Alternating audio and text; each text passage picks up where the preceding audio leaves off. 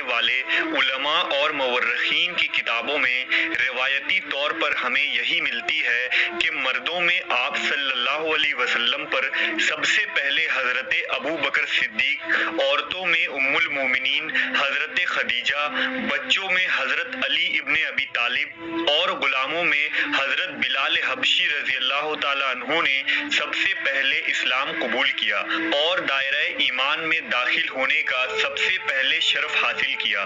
لیکن کیا آپ جانتے ہیں ان تمام ہستیوں سے پہلے دور نبوی میں ایک ایسا شخص بھی تھا جس نے ان سب سے پہلے محمد صلی اللہ علیہ وسلم کی نبوت کی تصدیق کی تھی۔ نہ جانے کیوں مورخین نے انہیں ابتدائی مسلمانوں کی فہرست میں شامل ہی نہیں کیا اور ایک طرح سے وہ شخصیت تاریخی اوراق میں کہیں گم ہو گئی۔ اس شخصیت کو تاریخ ورقہ بن نوفل کے نام سے جانتی ہے۔ جب حضور صلی اللہ علیہ وسلم پر پہلی وحی نازل ہوئی تو آپ شدید خوف اور پریشانی کے عالم میں تھے، لہٰذا اس وقت آپ کی زوجہ حضرت خدیجہ رضی اللہ تعالیٰ عنہا نے آپ صلی اللہ علیہ وسلم کو اسی ورقہ کے پاس لے گئی تھی اور ورقہ نے ہی سب سے پہلے آپ کو بتایا کہ یہ کیفیت وحی نازل ہونے کی کیفیت ہے اور آپ اللہ کے آخری نبی ہیں جو انسانیت کی ہدایت کے لیے چنے گئے ہیں۔ ورقہ کا پورا نام ورقہ بن نوفل بن اسید بن عبد العزیٰ بن قصی تھا۔ ورقہ خود قریش قبیلے سے تعلق رکھتے تھے اور حضرت خدیجہ کے چچا زاد بھائی تھے۔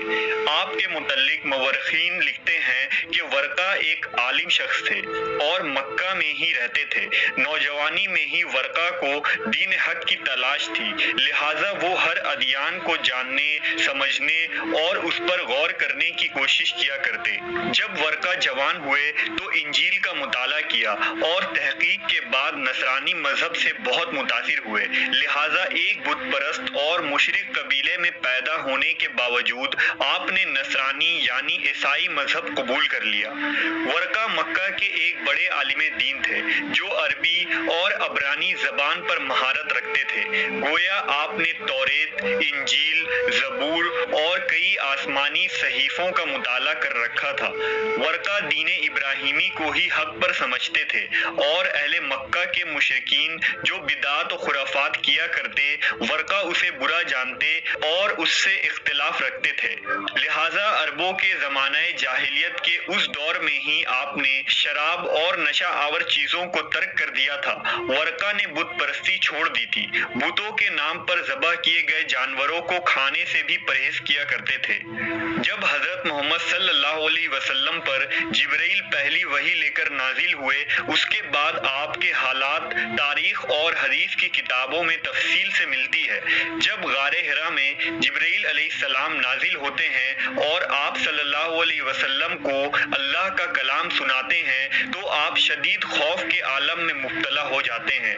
صحیح بخاری کی روایت کے مطابق حضرت ام المومنین عائشہ رضی اللہ تعالیٰ عنہا سے روایت ہے کہ انہوں نے فرمایا، سب سے پہلی وحی جو رسول اللہ پر اترنی شروع ہوئی وہ اچھے خواب تھے جو بحالت نیند رسول اللہ دیکھتے تھے۔ چنانچہ جب بھی آپ خواب دیکھتے تو وہ صبح کی روشنی کی طرح ظاہر ہو جاتی۔ پھر تنہائی سے رسول اللہ صلی اللہ علیہ وسلم کو محبت ہونے لگی اور غار حرا میں تنہا رہنے لگے۔ قبل اس کے کہ گھر والوں کے پاس آنے کا شوق ہو وہاں عبادت کیا کرتے اور اس کے لیے توشہ ساتھ لے جاتے تھے۔ حضرت خدیجہ کے پاس واپس آتے اور اسی طرح توشہ لے جاتے، یہاں تک کہ جب وہ غار حرا میں تھے حق آیا، چنانچہ ان کے پاس فرشتہ آیا اور کہا پڑھ۔ آپ نے فرمایا کہ میں نے کہا کہ میں پڑھا ہوا نہیں ہوں۔ رسول اللہ بیان کرتے ہیں کہ مجھے فرشتے نے پکڑ کر زور سے دبایا یہاں تک کہ مجھے تکلیف محسوس ہوئی، پھر مجھے چھوڑ دیا اور کہا پڑھ۔ میں نے کہا میں پڑھا ہوا نہیں ہوں، پھر دوسری بار مجھے پکڑا اور زور سے دبایا یہاں تک کہ میری طاقت جواب دینے لگی، پھر مجھے چھوڑ دیا اور کہا پڑھ۔ میں نے کہا میں پڑھا ہوا نہیں ہوں۔ رسول اللہ فرماتے ہیں کہ تیسری بار پکڑ کر مجھے زور سے دبایا، پھر چھوڑ دیا، تیسری بار پکڑ کر مجھے زور سے دبایا، پھر چھوڑ دیا اور کہا پڑھ۔ پڑھ اپنے رب کے نام سے جس نے انسان کو جمے ہوئے خون سے پیدا کیا، پڑھ اور تیرا رب سب سے بزرگ ہے۔ رسول اللہ صلی اللہ علیہ وسلم نے اسے دہرایا اس حال میں کہ آپ کا دل کانپ رہا تھا۔ چنانچہ آپ حضرت خدیجہ رضی اللہ تعالیٰ عنہ کے پاس آئے اور فرمایا کہ مجھے کمبل اڑا دو، مجھے کمبل اڑا دو۔ تو لوگوں نے کمبل اڑا دیا، یہاں تک کہ آپ کا ڈر جاتا رہا۔ حضرت خدیجہ سے سارا واقعہ بیان کر کے فرمایا کہ مجھے اپنی جان کا ڈر ہے۔ خدیجہ نے کہا ہرگز نہیں، خدا کی قسم اللہ آپ کو کبھی بھی رسوا نہیں کرے گا۔ آپ تو صلہ رحمی کرتے ہیں، کمزوروں کا بوجھ اپنے اوپر لیتے ہیں، محتاجوں کے لیے کماتے ہیں، مہمان کی مہمان نوازی کرتے ہیں اور حق کی راہ میں مصیبتیں اٹھاتے ہیں۔ پھر حضرت خدیجہ آپ کو لے کر ورقہ بن نوفل بن اسیت کے پاس گئیں جو حضرت خدیجہ کے چچا زاد بھائی تھے، زمانہ جاہلیت میں نصرانی ہو گئے تھے اور عبرانی کتاب لکھا کرتے تھے، چنانچہ انجیل کو عبرانی زبان میں لکھا کرتے تھے، جس قدر اللہ چاہتا نابینا اور بوڑھے ہو گئے تھے۔ ان سے حضرت خدیجہ نے کہا اے میرے چچا زاد بھائی اپنے بھتیجے کی بات سنو۔ آپ سے ورقہ نے کہا اے میرے بھتیجے تم کیا دیکھتے ہو؟ تو جو کچھ رسول اللہ نے دیکھا تھا بیان کر دیا۔ ورقہ نے آپ سے کہا کہ یہی وہ ناموس ہے جو اللہ نے موسیٰ علیہ السلام پر نازل فرمایا تھا، کاش میں جوان ہوتا، کاش میں اس وقت تک زندہ رہتا جب تمہاری قوم تمہیں نکال دے گی۔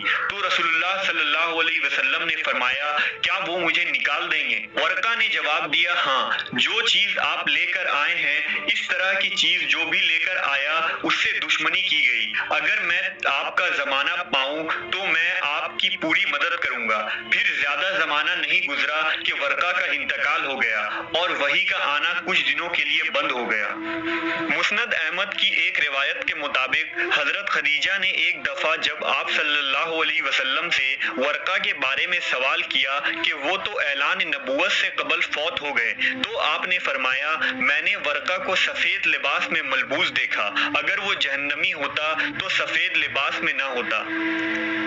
ایک اور حدیث میں آپ صلی اللہ علیہ وسلم نے فرمایا ورقہ کو برا مت کہو کیونکہ میں نے اس کے لیے ایک یا دو جنتیں دیکھی ہیں۔ اس روایت کو امام البانی نے صحیح قرار دیا۔ حضرت ورقہ بن نوفل کو امام طبری، امام بغوی، ابن السکن وغیرہ جیسے جید عالم اور مورخین نے صحابی رسول قرار دیا ہے۔ کئی مورخین نے ورقہ کو صحابیوں کی فہرست میں شامل بھی کیا ہے، لہٰذا یہ بات صاف ہے کہ حضرت ورقہ بن نوفل نے نبی صلی اللہ علیہ وسلم کی نبوت کی تصدیق کی، آپ پر ایمان لائے اور حالت ایمان میں اس دنیا سے رخصت ہوئے، نیز آپ صلی اللہ علیہ وسلم نے انہیں جنتی بھی قرار دیا۔ ہماری یہ تحقیقی ویڈیو آپ کو کیسی لگی کمنٹ سیکشن میں ضرور بتائیں۔